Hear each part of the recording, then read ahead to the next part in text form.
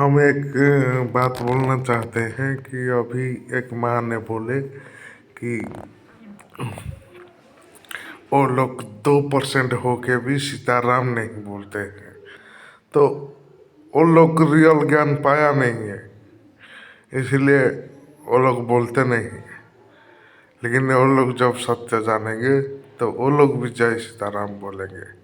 उसी प्रकार हम लोग सत्य को जानते हैं, इसीलिए हम ये भी जानते हैं कि उस जोकर के भीतर भी वो अविनाशी परम ब्रह्म परमात्मा आत्मा के रूप में है। इसीलिए हम जोकर को भी सम्मान देते हैं, जोकर को भी मानते हैं, सब धर्म को मानते हैं। हम सनातनी को रियल ज्ञान को मालूम है, लेकिन उस रास्ते चलना लोग छोड़ दिया। जय श्री राम जी, जय माता दी, जय माँ काली माँ।